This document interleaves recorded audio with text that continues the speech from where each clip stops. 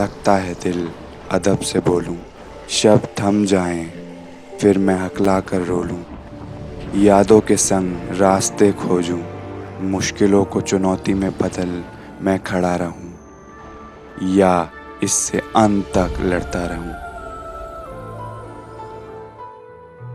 अगर आपने 2015 की दी स्टटरर शॉर्ट फिल्म देखी है तो आप जानते ही होंगे कि खुद की बॉडी के अंदर फंस के रह जाना क्या होता है, कि इंसान कितना बेबस महसूस कर सकता है। बहुत कुछ बोलना तो चाहता है पर बोल नहीं पाता। बहुत बुरा लगता है जब कोई हमारा मजाक बना देता है कि हम हकलाते हैं। पर हाँ, कई बार लोग एहसास होते ही माफ़ी ज़रूर मांग लेते हैं। पर जिंदगियाँ कोई खिलौना तो है नहीं कि जब चाहे आपने मज़े लिए और फिर छोड़ दिया।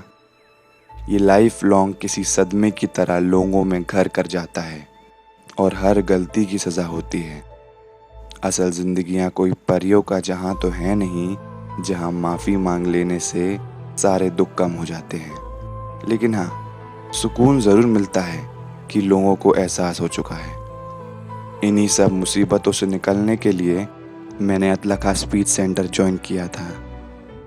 शुरू में मैं थेरेपी पे बहुत ही कम ध्यान देता था और बस मन ही मन खुश होता था कि एकदम से ठीक हो जाऊंगा।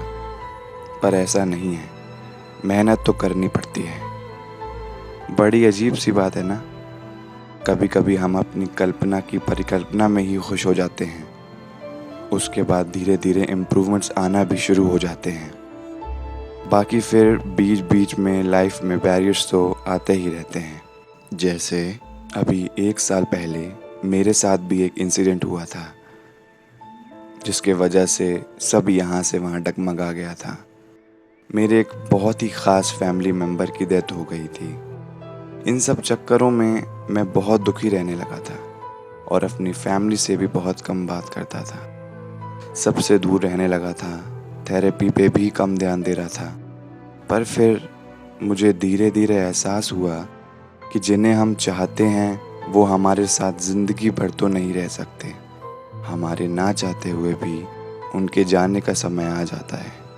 ज़िंदगी आगे बढ़ जाती है मगर वो याद वहीं रह जाती है, जिसे साथ लेकर ज़िंदा रहना काफ़ी मुश्किल होता है। मगर ये यादें कोई बोझ नहीं हैं।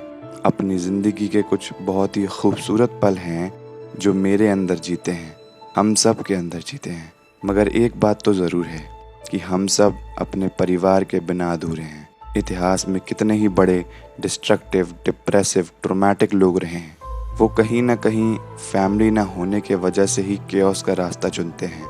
पर अगर परिवार साथ हो तो ज़िंदगी में किसी भी मुश्किल से मुश्किल हालात से भी निकला जा सकता है। फिर स्टैमरिंग क्या चीज़ है।